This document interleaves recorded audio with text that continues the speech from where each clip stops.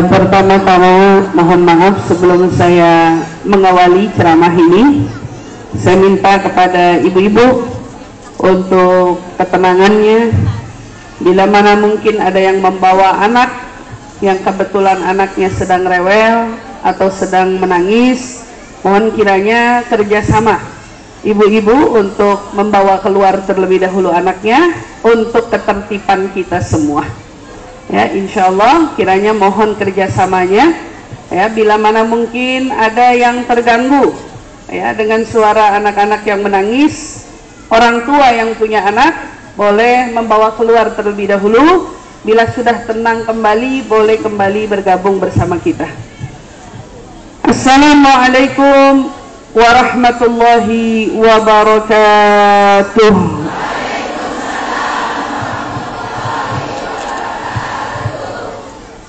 Alhamdulillahi Rabbil Alamin, nahmaduhu wa nasta'inuhu wa nastaghfiruh wa na'udhu billahi min syururi anfusina wa min sayyiati a'malina. Man yahdillahu fala mudilla lahu wa man yudlilhu fala hadiya lahu. Allahumma salli wa sallim ala Sayyidina Muhammad al-Fatih lima ughliq wal khatim lima sabaq nasiril haqqi bil haqq wal hadi ila siratikal mustaqim wa ala alihi wa sahbihi haqqa qadrihi wa miqdarihil azim. Alhamdulillah, segala puji syukur bersama-sama kita panjatkan kehadirat Allah Subhanahu wa taala yang telah mengumpulkan kita bersama di dalam perkumpulan yang mulia, perkumpulan yang baik, perkumpulan yang mana dengan berkumpulnya kita di sini menyebabkan Allah mencurahkan rahmatnya kepada kita. Perkumpulan yang dengan berkumpulnya kita di sini menyebabkan gugurnya dosa-dosa kita. Perkumpulan juga yang dengan sebabnya kita berkumpul di sini, insya Allah tercapai semua hajat-hajat kita. Semua bukan karena kita, tetapi karena siapa kita berkumpul di sini. Semua bukan karena pantasnya kita, tetapi kita semua meraih kemuliaan itu lantaran hari ini kita semua berkumpul untuk sosok manusia mulia, junjungan Nabi kita Muhammad sallallahu alaihi wa ala alihi wa sahbihi wasallam. Kita semua beruntung karena kita memiliki Nabi yang paling dicintai Allah, sehingga dengan keberuntungan itulah kita semua ikut menjadi beruntung. Kita mulia bukan karena kita orang mulia, tetapi kita ini mulia lantaran kita menjadi umat Nabi yang paling mulia. Karena Nabi kita adalah Nabi yang paling mulia di antara para Nabi yang lain, maka kita pun menjadi umat yang paling mulia di antara umat-umat yang lain. Bukan karena kita. Karena bila mana semua itu disandingkan dengan diri ini, maka kita semua sama-sama tahu siapalah kita. Siapalah diri ini, yang tentunya sama-sama kita menyadari bahwa kita menjadi hamba belum bisa benar-benar menghamba. Menjadi umat, kita pun belum bisa benar-benar meneladani akhlak.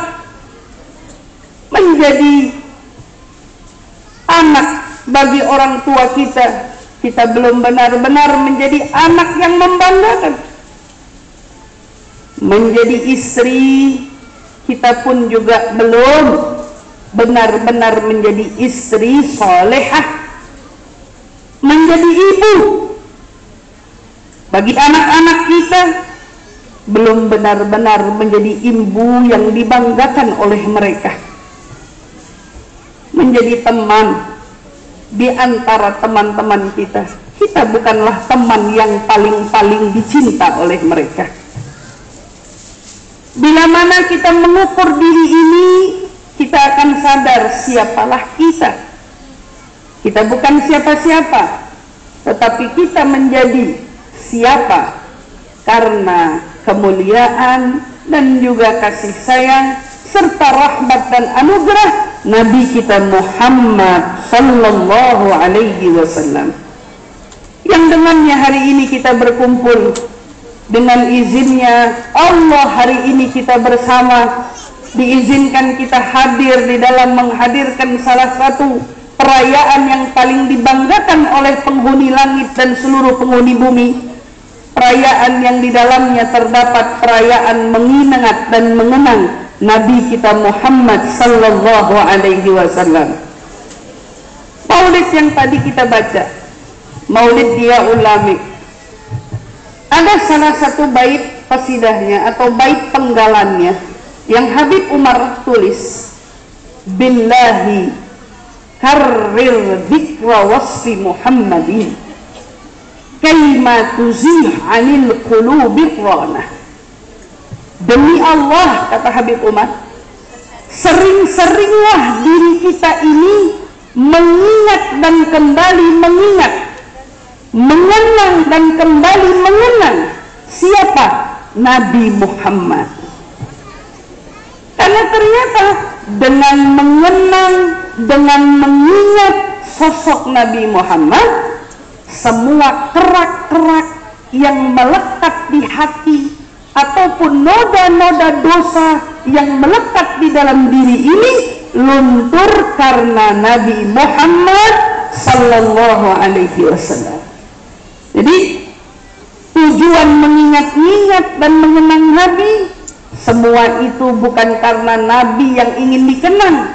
Beda ya Bu, ada orang ulang tahun, kita contohnya, kita kalau ulang tahun, kita undangin orang, kita ajak makan orang, kita yang pengen dikasih hadiah sama orang.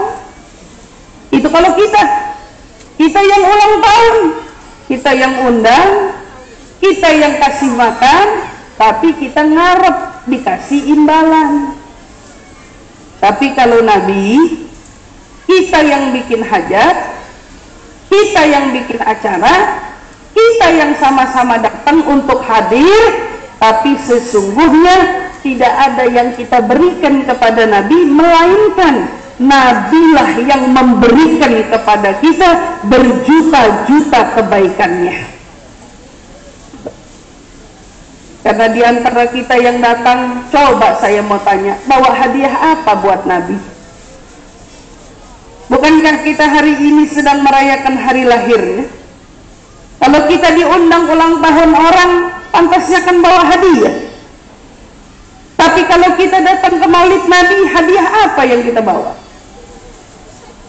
Hadiah apa yang kita persembahkan untuknya? Hadiah apa yang kita tunjukkan untuknya? Mungkin siapapun dari kita merasa kita nggak benar-benar punya hadiah. Yang ada kita datang ke sini justru meminta. Minta dosa diampuni, minta hajat dikabuli, minta sakit disembuhi, lagi-lagi minta dan minta. Tema hari ini kita berkumpul bahasnya tentang cinta sejati. Sebelum saya ngomongin Nabi, saya mau ingetin dulu, cinta sejati itu apa sih?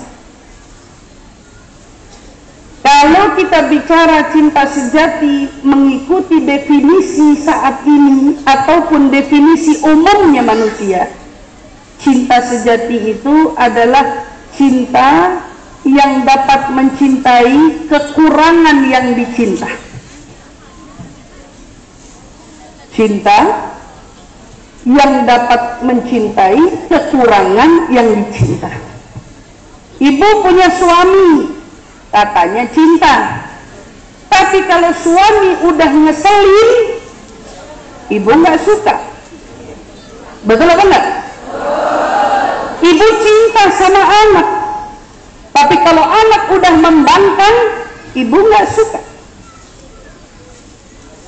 Ibu punya teman, tapi kalau teman udah nyakitin, ibu nggak temenan lagi.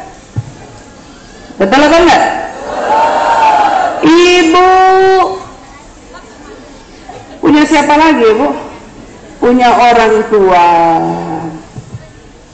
Orang tua yang dulu lahirin kita, yang membesarkan kita, yang mengurus kita, yang memberi makan kita, memberikan pakaian kepada kita, sehingga segala sesuatu sampai kita beranjak dewasa, orang tua itu selalu ada untuk kita.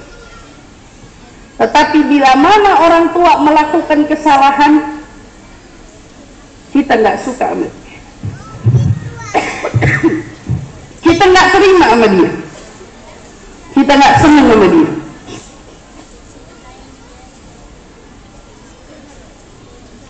Kita nggak suka ngelihat orang kurang. Kita nggak suka ngelihat orang punya salah. Kita nggak suka ngelihat orang punya kejelekan. Di sini letak perbedaannya. Kenapa cinta-cinta kita nggak pernah dianggap sebagai cinta sejati?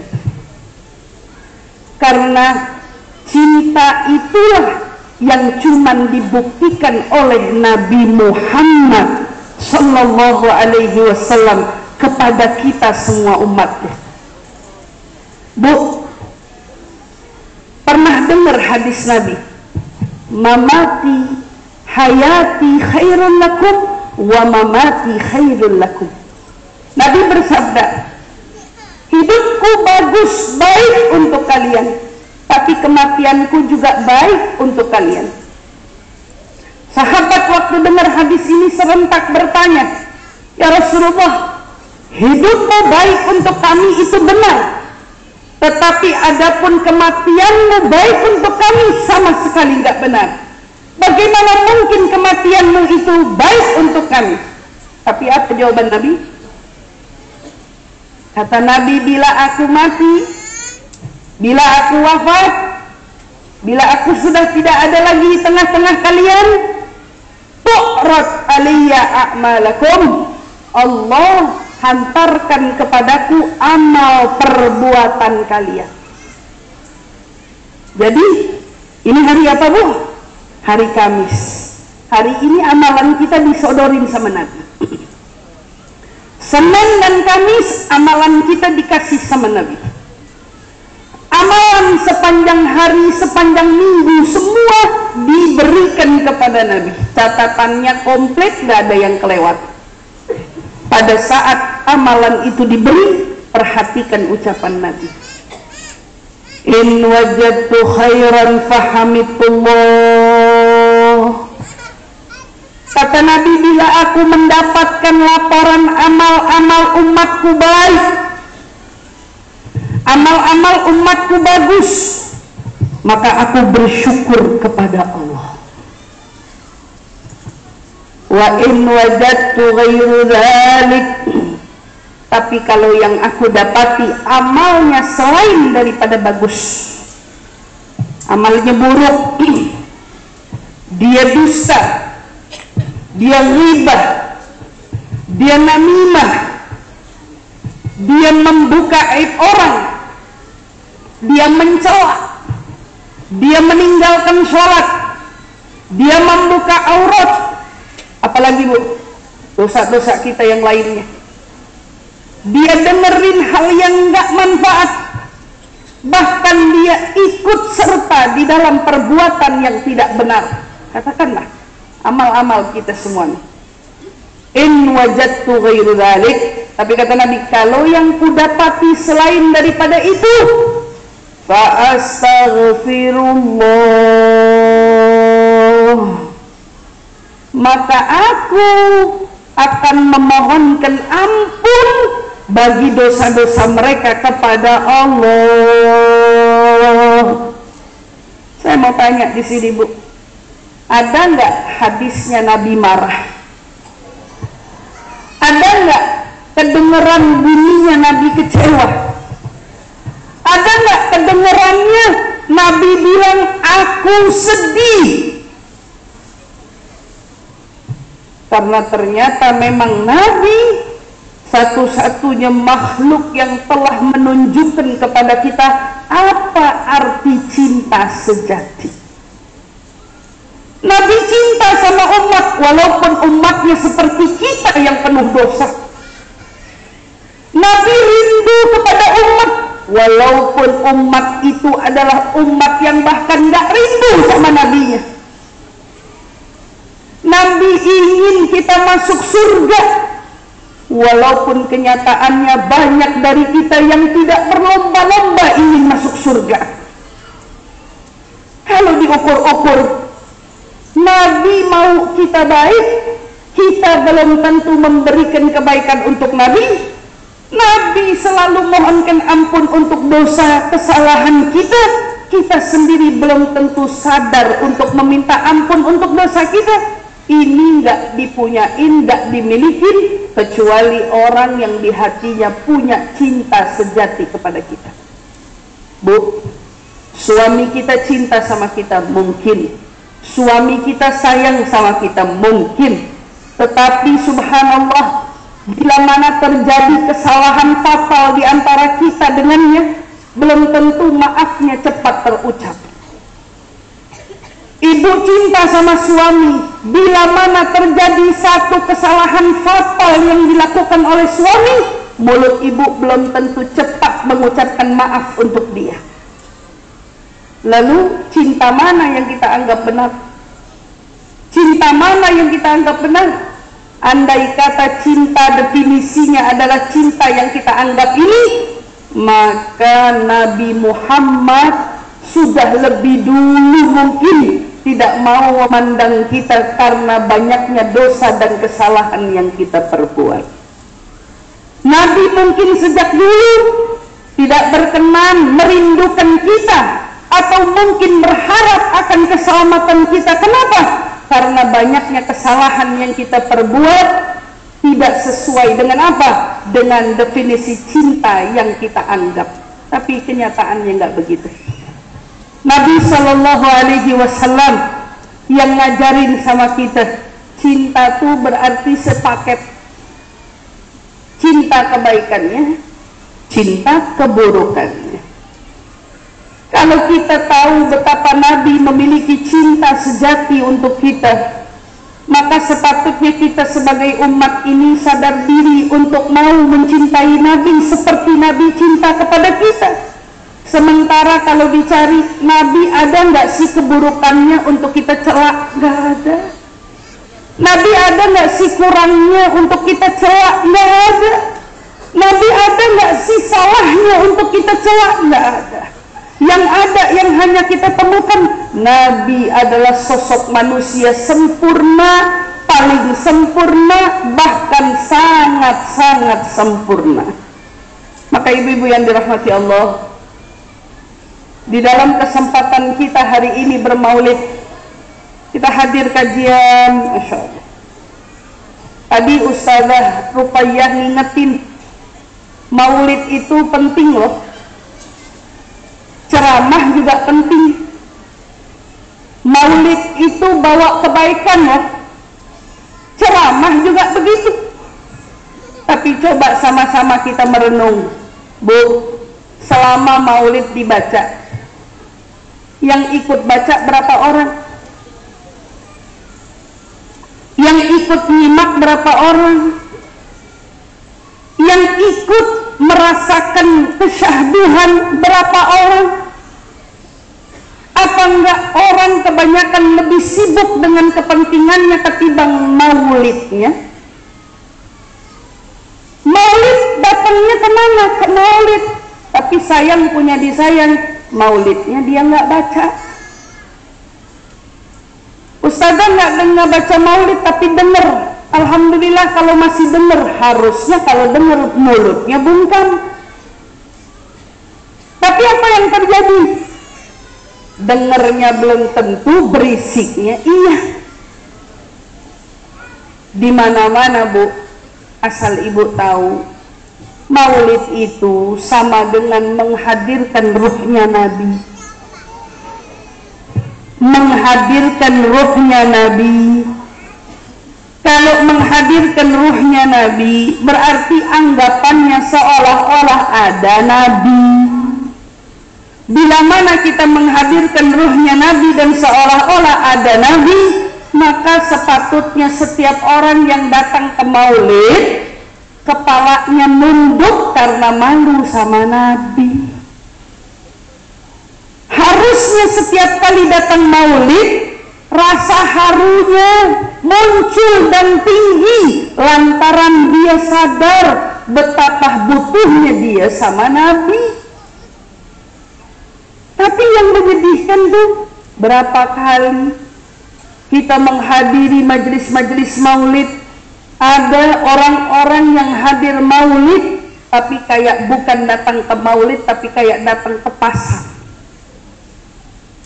Mirip sama pasar malam, mirip sama pasar belanjaan sayuran, mirip sama masuk ke pasar yang lagi ngobrol dagangan, mirip.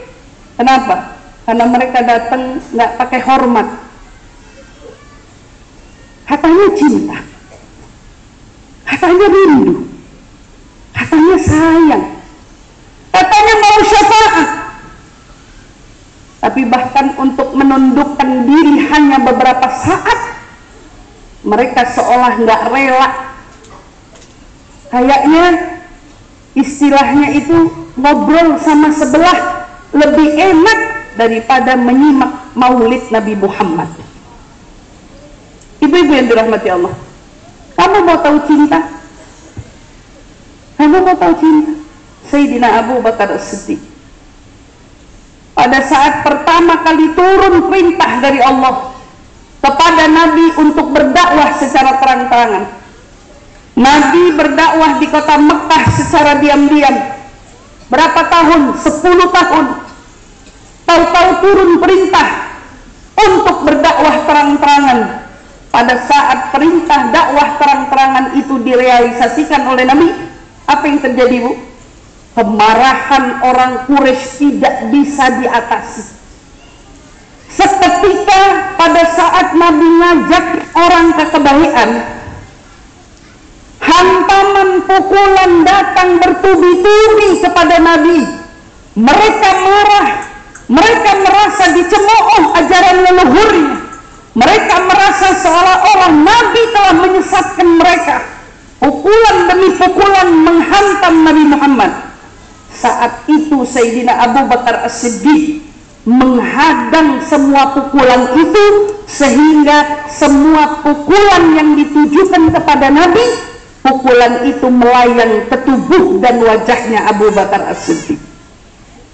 Dipukulin sampai Sayyidina Abu Bakar jatuh pingsan. Saat itu Nabi diberikan keselamatan oleh para sahabat, diangkat, diamanin, disimpan di dalam rumah. Sayyidina Abu Bakar habis babak belur, pingsan. Tapi apa yang terjadi? Begitu siuman, begitu membuka mata, apa jawabannya Abu Bakar yang sudah berhari-hari terkapar? Aina Rasulullah? Mana Rasulullah? Mana Rasulullah? Berhari-hari tertutup matanya, habis lebam wajahnya, tubuhnya hancur tak berdaya. Tapi begitu membuka mata, apa yang diucap? Aina Rasulullah? Mana Rasulullah? Kata keluarganya, tenang dulu, kamu nih habis pingsan dalam waktu yang cukup lama. Rasulullah baik-baik aja, beliau baik-baik aja. Tapi apa jawaban Sayyidina Abu Bakar? Saya nggak akan mau makan, nggak akan mau minum sampai melihat langsung wajahnya Rasulullah yang baik-baik aja. Kamu mau tahu cinta? Ini cinta. Diangkat, dibopong Sayyidina Abu Bakar, dihantar ke rumahnya Rasulullah, cuman untuk melihat baik-baik tidak Rasulullah. Itu kalau cinta, Bu. Wajahnya habis, tubuhnya lemah, tapi datang untuk melihat Rasulullah. Bagaimana dengan kita yang datang maulid, katanya cinta, tapi menahan lisan untuk tidak berkata-kata saja di maulid, terasa berat untuk dilakukan. Kamu mau tahu cinta? Lihat Anas bin Malik. Anas bin Malik radhiyallahu anhu, beliau berkata, dulu aku pernah diajak bertamu ke salah satu rumah seseorang dengan Rasulullah. Aku bertamu dengan Rasulullah, diundang makan. Saat itu Rasulullah menyantap beberapa makanan hingga di penghabisan. Nih Rasulullah udah mau habis makanannya. Aku dapati beliau sedang memungut labu-labu di bawah piringnya. Rasulullah suka banget sama labu. Dimakani sampai penghabisan, yang ngabisin Rasulullah. Kata Sayyidina Anas, dulu aku nggak suka sama labu. Aku nggak bisa makan labu. Tapi begitu aku lihat Rasulullah suka sama labu, mulai hari itu aku cinta sama labu. Bu, apa yang kita nggak suka? Apa yang kita nggak suka? Lama-lama di maulid? Apa yang kita nggak suka? Pakai pakaian sopan? Mungkin apa yang kita nggak suka? Menahan mulut untuk tidak berkata? Apa yang kita nggak suka? Mulut nggak ikut nimpalin omongan orang? Apa yang kita nggak suka? Apa yang kita nggak suka?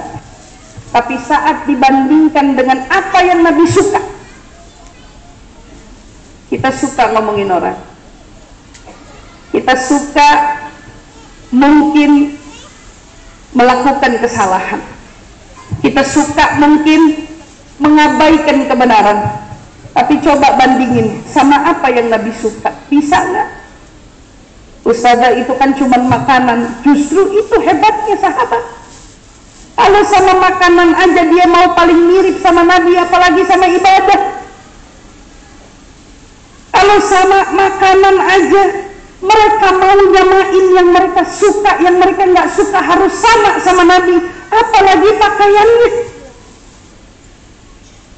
Kalau sama makanan aja mereka memerhatikan Nabi dengan seksama, Nabi makannya suka apa, bagaimana, lalu gimana dengan sholatnya?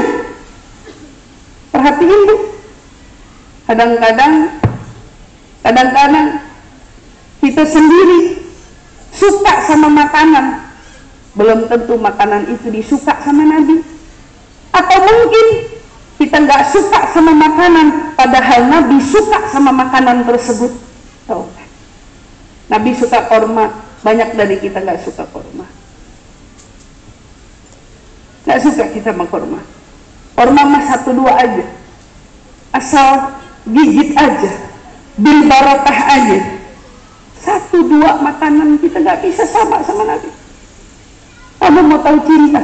Itu cinta. Mengganti yang tidak disukai dengan kesukaan yang mereka cintai, itu baru cinta. Saya suka duduk majelis, udah asar, dan buru-buru bangun, sholat wajib. Sholat awal waktu tuh pahalanya besar, betul. Tapi ada tapi pahalanya duduk di majelis ilmu, menyimak ilmu, pahalanya sama besarnya dengan sholat di awal waktu. Lalu gimana saudara untuk mengutamakan mana yang lebih diutamakan? Saya jawab guru saya aja yang bilang, selesaikan kajian ilmu, kau sholat, kau dapat 2 pahala kemuliaan. Kau dapat 2 pahala kemuliaan daripada duduk di rumah, alasan pulangnya sholat di awal waktu, tapi sampai rumah lurusin kaki dulu. Lurusin kaki dulu. Alasannya mau sholat awal nyampe rumah nggak sholat juga di awal waktu. Tapi dia kehilangan apa? Keberkahan majlis, keberkahan ilmu, dan di sana pun dia kehilangan sholat awal waktu. Ingat, kamu bakal cinta. Nih, Abu Mahdurah satu ketika di waktu beliau masih kecil datang kepada Rasulullah berkata, Rasul, ajarin aku azan dong. Pada saat itu rambutnya punya jambul. Abu Mahdurah punya jambul, sama Nabi rambutnya diusap. Kata Nabi, azan ucap Allahu Akbar, Allahu Akbar. Suaranya lantangin. Udah diajarin sama Nabi. Semenjak saat itu, apa kata Abu Mahdurah? Jambul saya yang pernah diusap sama Nabi nggak pernah saya gunting rambutnya. Nggak. Sampai panjang jambulnya Abu Mahdurah itu.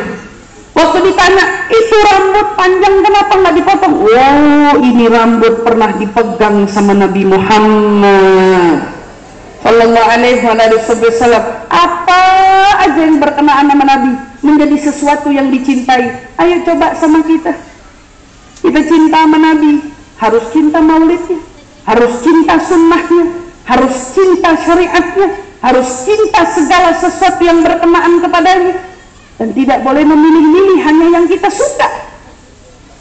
Kamu mau tahu lagi apa itu cinta? Akhwat, belajar dari Zaid ibnu Dathinah. Pada saat Nabi Shallallahu Alaihi Wasallam hijrah bersama Sayyidina Abu Bakar As-Siddiq, ibu tahu kan bagaimana Nabi harus menetap di Gua Thur, bersembunyi dari kejaran kaum kafir Quraisy. Pada saat itu Zaid ditawan, Zaid ditangkap, Zaid diambil oleh segerombolan kaum kafir Quraisy. Zaid diikat tangannya, Zaid dipukul dan disiksa oleh mereka. Tiba-tiba datang Abu Sufyan. Zaid, mau nggak saya kasih tawaran? Apa tawarannya, Bu? Kamu pulang ke anak binimu sekarang, kau pulang ke istrimu, kau pulang ke anak-anakmu, hiduplah dengan tenang bersama dengan mereka. Tapi satu syaratnya, beritahukan kepada kami mana Muhammad. Di mana Muhammad? Antarkan kepada kami Muhammad. Gantikan tempatmu sekarang dengan Muhammad. Kau kulepas, kau tidak kusiksa, kau kembali ke anak istrimu, hiduplah dengan tenang. Tapi apa jawaban Zaid? Zaid jawab dengan lantang, demi Allah, demi Allah, saat ini Nabi di sana ada duri yang mancat, aku tidak rela.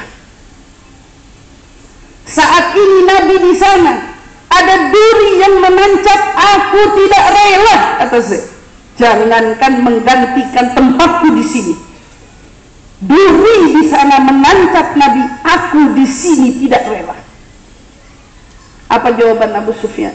Demi Allah, dia sumpah, katanya, tidak pernah aku lihat orang mencintai orang seperti sahabat mencintai Muhammad. Cinta, Bu. Bu, duri kena, sahabat gak rela. Tapi coba sama-sama kita renung. Setiap kali kita ngomong bohong, setiap kali kita ghibah, setiap kali kita mencela, setiap kali kita durhaka, entah kepada suami, entah kepada orang tua, entah kepada Allah yang menciptakan kita semua. Setiap kali kita melakukan pelanggaran atas syariat, bayangkan kalau kau sedang menusukkan duri di hati Nabi Muhammad.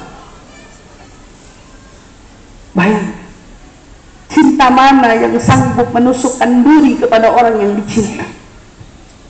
Cinta mana yang mengaku cinta namun mampu membuat air mata yang dicinta jatuh karena perbuatannya? Ibu-ibu yang dirahmati Allah, Nabi dalam peperangan Uhud diisukan beliau wafat. Semua orang gempar karena ada yang berteriak kalau Nabi wafat. Semua sahabat gelisah, terkejut karena karena mereka yang saat itu hadir di dalam peperangan Uhud, mereka pun sempat menyangka kalau Nabi wafat. Bayangkan bagaimana tidak. Besi, baju besi yang dipakai sama Nabi, kepala yang menutup kepala beliau, besinya menembus pipinya, yang membuat gigi geraham beliau patah. Air, bukan keringat yang bercucuran, tapi darah mengalir dari wajahnya. Sekujur tubuh beliau lebam, habis dipukuli oleh musuhnya. Ibu, gosip menyebar cepat, bahkan berita sampai ke Madinah kalau Nabi digosipkan bahwa Nabi telah wafat. Sementara Nabi di situ bukan sibuk mikirin nyawanya, tetapi justru di kalangan semua orang yang repot memikirkan tentang wafatnya, Nabi justru sibuk menjaga tetesan darah agar tidak ada satupun darah yang jatuh ke tanah, karena Nabi takut ada malaikat yang murka membawa murkanya Allah hingga menenggelamkan semua orang yang ada di Uhud sana. Tidak. Gosip menyebar, Nabi wafat. Gigi beliau patah, tapi beliau masih terus menengadahkan tangannya agar darah tidak jatuh ke tanah. Di sana ada wanita Ansar yang begitu mendengar berita bahwa Nabi wafat, hancur hatinya. Seluruh penduduk Madinah seolah redup mataharinya. Sampai rombongan dari peperangan Uhud kembali ke Madinah. Bu, satu persatu sahabat masuk ke Madinah. Perempuan ini menggila. Aina Rasulullah? Aina Rasulullah? Aina Rasulullah? Tapi sayangnya satu persatu orang yang tiba mengabarkan, aku turut berduka, suamimu telah tiada. Istri mana yang tidak hancur kala mendengar suaminya wafat? Tapi wanita ini menggila karena besarnya cintanya kepada Nabi. Bagi suamiku surga, tapi mana Rasulullah? Datang lagi sahabat selanjutnya mengucapkan bela sungkawa. Wahai wanita, aku berbela sungkawa, putramu telah tiada. Ibu mana yang tidak hancur mendengar apa? Mendengar putranya telah tiada. Kalau kita hari ini mendapatkan berita itu, betapa hancurnya hati kita. Tapi wanita itu menggila saat dia mendengar putranya wafat. Dia katakan, bagi putraku surga, tapi mana Rasulullah? Cinta apa ini, Bu? Datang lagi sahabat yang lainnya menyusup. Ya imra'ah, wanita, aku turut berduka cita, ayahmu telah tiada. Anak mana yang tidak hancur bila mana mendengar berita orang tuanya tiada? Tapi lihat, wanita itu menjawab dengan lantangnya, bagi ayahku surga, tapi mana Rasulullah? Masih yang dicari mana Rasulullah? Sampai dari kejauhan dia temukan cahaya yang hampir redup itu kembali bersinar. Rasulullah kembali ke Madinah. Kata sahabat, waktu kami mendengar ahli keluarga kami wafat, tidak ada yang memukul hati kami melebihi kabar yang kami dengar Rasulullah wafat. Maka saat perempuan itu, Nabi semakin mendekat, dia pun semakin melihat wajah Nabi yang dia cinta. Kemudian wanita itu berkata, ya Rasulullah, kullu musibah ba'duka jalal. Duhai Rasul, semua musibah setelah bertemu denganmu itu kecil terasa. Kecil. Ayahnya wafat, suaminya tiada, putranya wafat, semua orang-orang yang dikasihi wanita ini wafat. Tapi lihat betapa besar cintanya kepada Rasulullah. Rasul, kalaupun aku harus ditinggalkan siapapun orang di muka bumi ini, asal kau tetap ada untukku, maka aku akan tetap hidup di sini.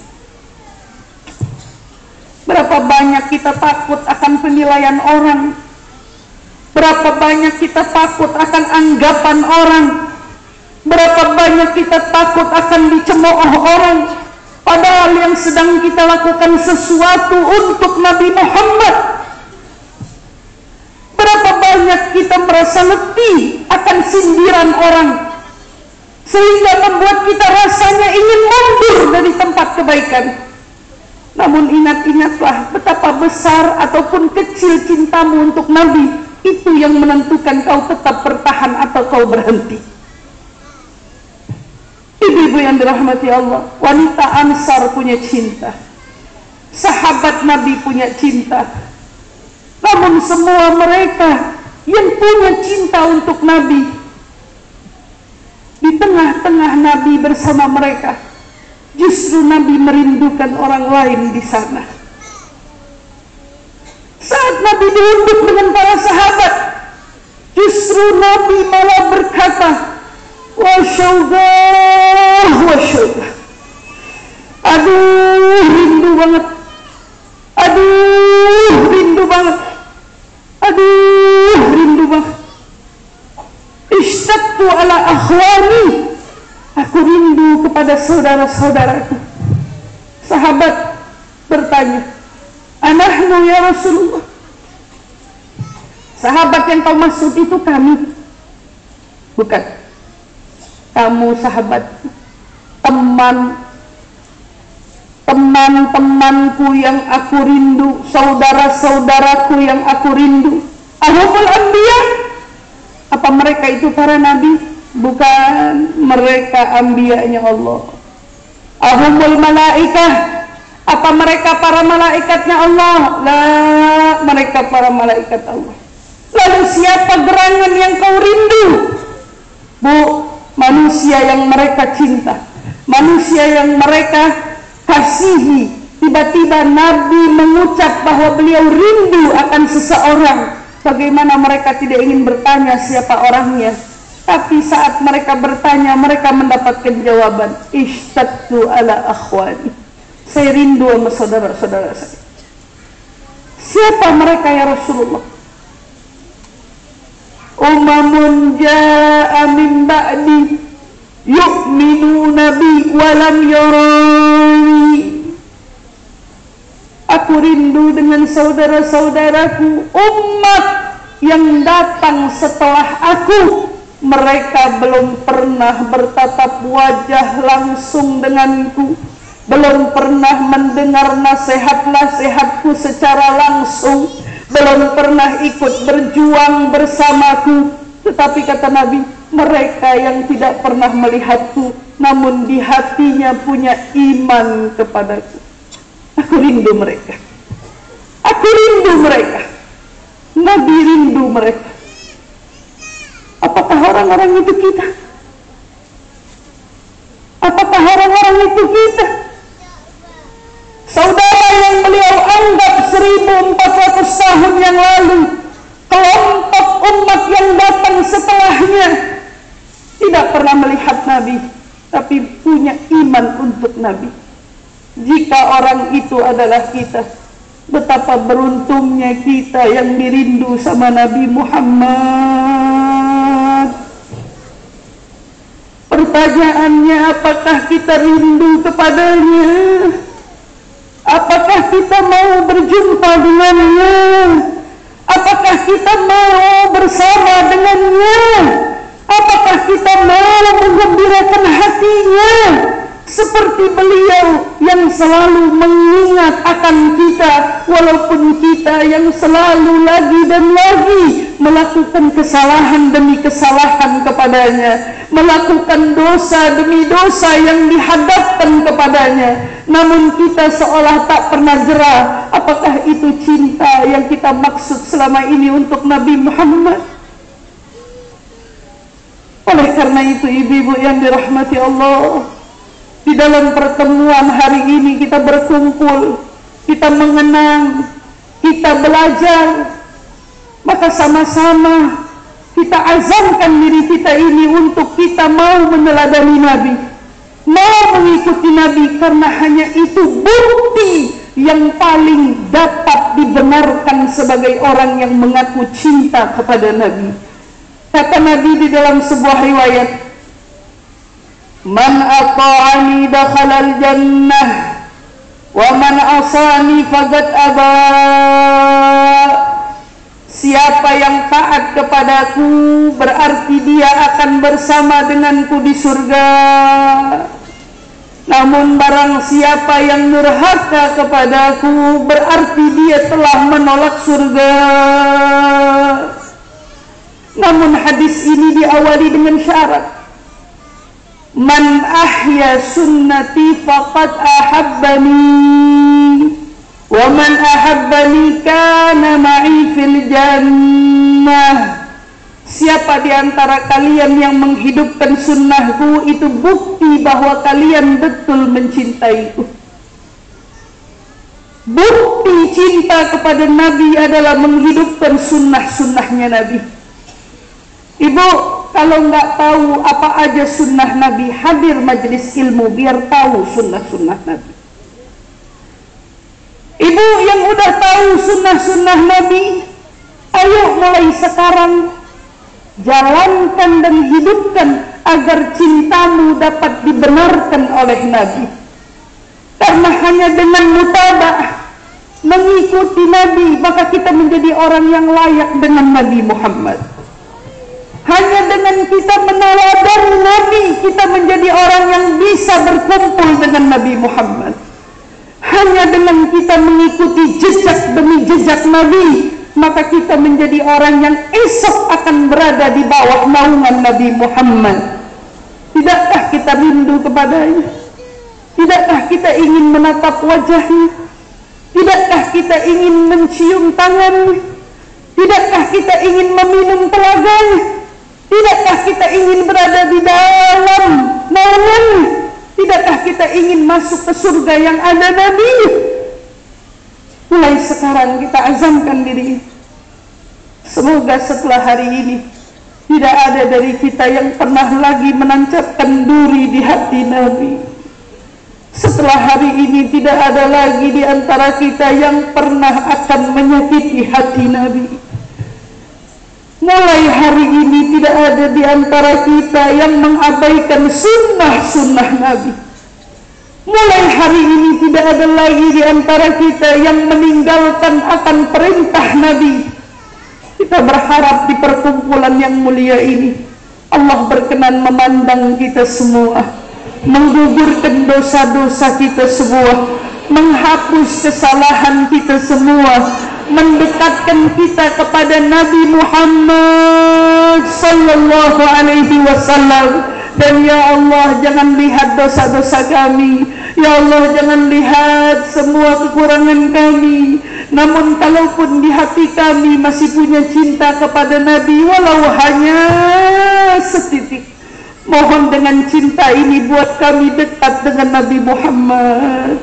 Kalau memang di hati ini hanya punya cinta sedikit untuk Nabi, mohon dekatkan kami dengan Nabi Muhammad. Kalau memang di hati ini hanya punya cinta yang sedikit dengan Nabi, mohon dekatkan kami dengan Nabi Muhammad. Jadikan kami orang-orang yang menghidupkan sunnahnya, yang menjalankan syariatnya, menegakkan ajarannya, memperjuangkan agamanya, dan ya Allah pelihara iman Islam ini sampai akhir hayat kami ya Allah. Bila mana kau ingin mencabut nyawa kami, cabut kami husnul khatimah ya Allah. Cabut nyawa kami husnul khatimah ya Allah. Cabut nyawa kami husnul khatimah ya Allah. Jadikan kalimat terakhir yang keluar dari lisan kami la ilaha illallah Muhammad Rasulullah sallallahu alaihi wasallam. Dengannya ya Rabb hidupkan kami, dengannya ya Rabb matikan kami, dengannya pula ya Rabb bangkitkan kami bersama ahli la ilaha illallah. Innal habib al-mustafa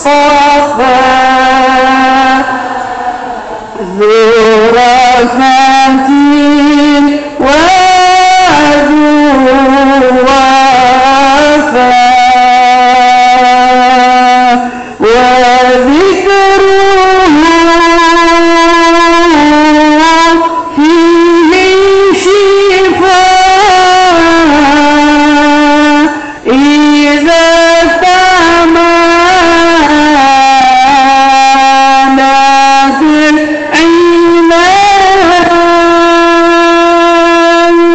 innal habib al-mustafa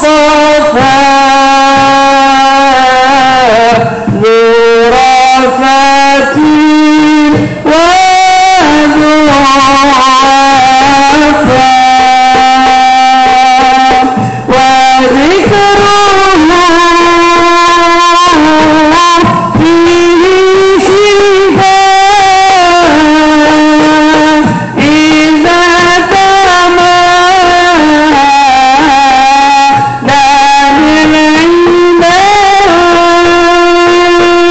innal habib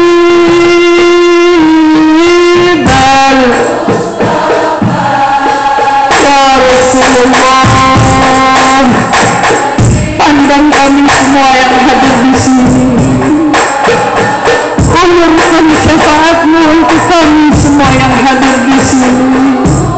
Anugerahkan kepada kami agar kami dapat memandang wajahmu ya Rasulullah.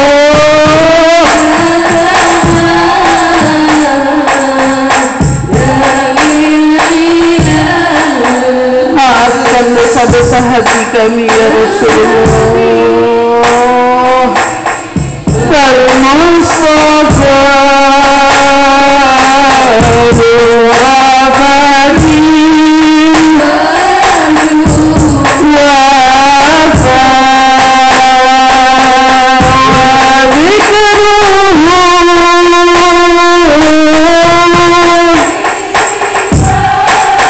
Zikruhu ya Rasulullah. La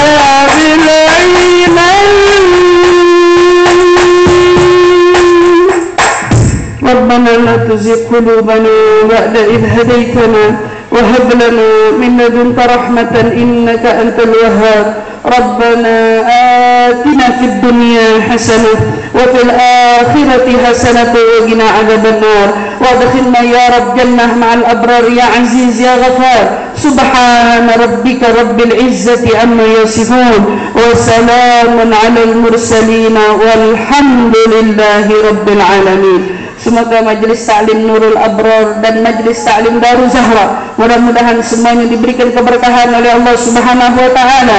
Insyaallah ukhtina Lili, mudah-mudahan dan ukhti Farida dan juga Ustazah Ibnu Famira Al-Hinduan dengan Ustazah Sa'wana, mudah-mudahan Allah berikan kekuatan, keistiqamahan untuk berjuang di jalan Allah dan Rasulnya. Mudah-mudahan Rasulullah ridha kepada kita semua. Amin amin ya rabbal alamin. Terima kasih atas segala perhatiannya. Sebelum saya akhiri, ada orang tua sepuh kita minta Fatihahnya ya, Umi Lulu, Umi Fadlun, Al Idrus. Mudah-mudahan berkat majelis ini ditutup dengan orang orang-orang sepuh. Mudah-mudahan Allah Subhanahu wa taala makin sempurnakan lagi keberkahan kita semua. Insyaallah, amin ya rabbal alamin. Terima kasih atas segala perhatiannya. Kurang lebihnya mohon maaf. Wassalamualaikum warahmatullahi wabarakatuh.